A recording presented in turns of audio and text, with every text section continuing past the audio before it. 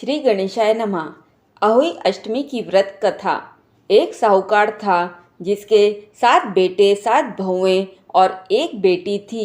सब कोई मिट्टी लेने गई तो मिट्टी खोदते समय ननद के हाथ से स्याऊ माता का बच्चा मर गया। तब स्याऊ माता बोली कि मैं तेरी कोख बांधूंगी। तब ननद ने सब भाभियों से कहा कि मेरे बदले तुम अपनी कोख बंधवा लो। तो 6 भाभियों ने तो मना कर दिया, परंतु छोटी भाभी ने सोचा अगर मैं अपनी कोख नहीं बंधवाऊंगी तो सासू जी नाराज होगी, इसलिए उसने अपनी कोख बंधवा ली। तब उसका बच्चा होता और होई साते के दिन मर जाता। एक दिन उसने पंडित को बुलाकर पूछा कि क्या बात है जो मेरा बच्चा होई साते के दिन मर जाता है। तब पंडित ने कहा, तू सुरही गाय की सेवा कर। सुरही गाय स्याऊ माता की सहेली है, वह तेरी कोख छोड़ेगी तभी तेरा बच्चा जिएगा। वह सुबह जल्दी उठकर सुरही गाय का काम कर आती।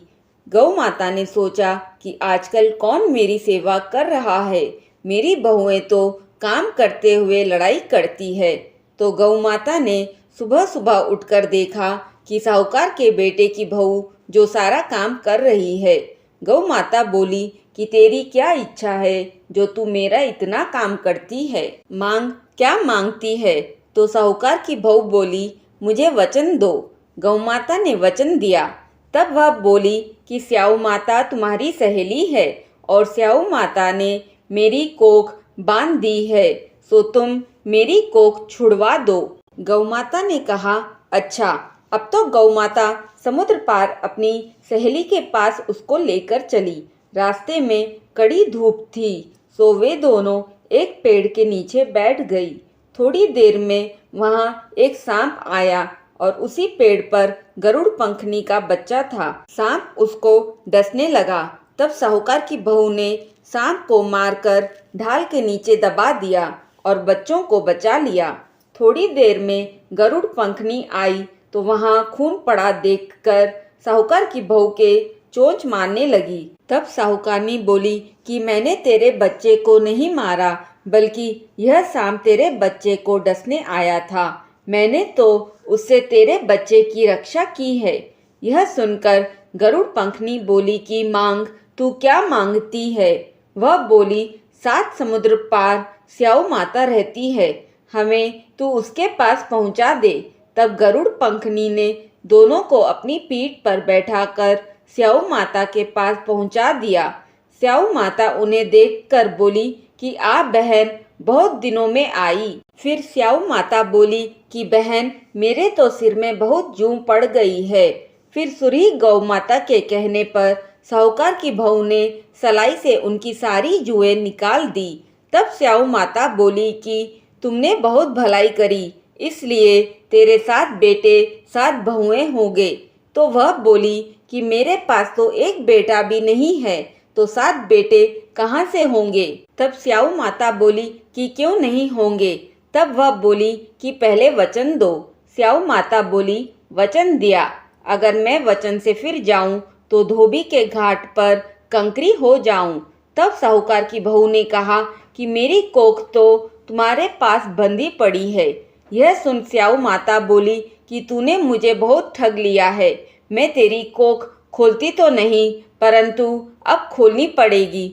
जा, तेरे घर तुझे 7 बेटे और 7 बहुएं मिलेगी। तू जाकर 7 उजमन करना, 7 अहोई बनाकर 7 कढ़ाई करना।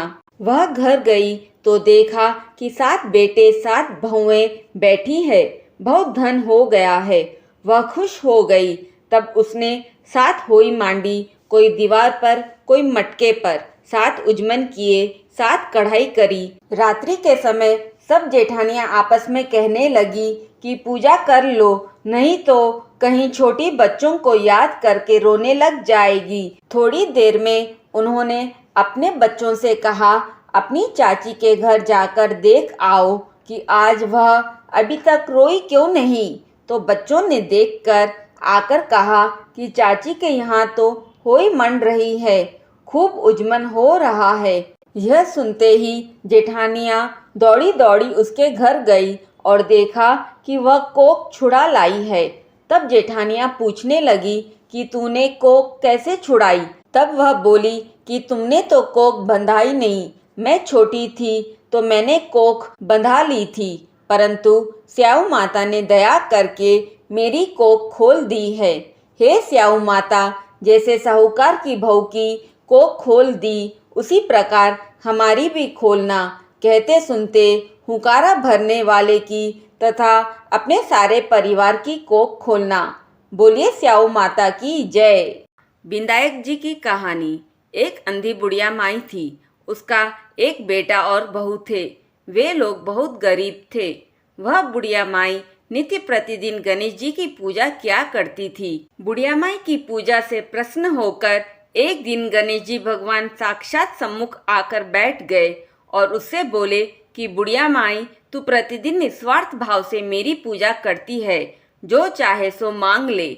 बुढ़िया माई बोली, हे विघ्नहर्ता गणेश जी भगवान, मुझे तो मांगना नहीं आता, सो क्या मांगू? तब गणेश जी भगवान बोले कि माई, मैं कल आऊँगा, तू अपने बहू बेटे से पूछकर मांग ले। तब बुढ़िया माई ने अपने बेटे बहू से पूछा तो बेटे ने कहा कि माँ धन मांग लो, और बहू ने कहा कि माँ पोता मांग लो।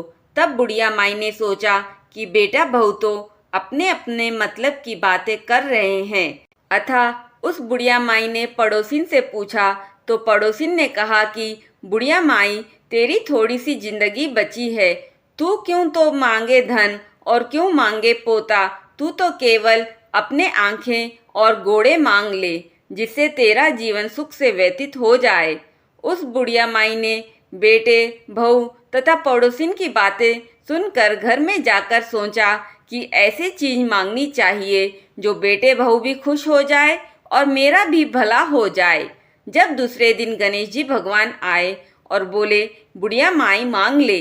गणेश जी भगवान के वचन सुनकर बुढ़िया माई बोली, हे विघ्नहर्ता, अन्न दियो, धन दियो, निरोगी काया दियो, अमर सुहाग दियो, दीदा गोड़ा दियो, सोने के कटोरे में पोते को दूध पीता देखूं और समस्त परिवार को सुख दियो, आपके श्री चरणों में मुझे स्थान दियो।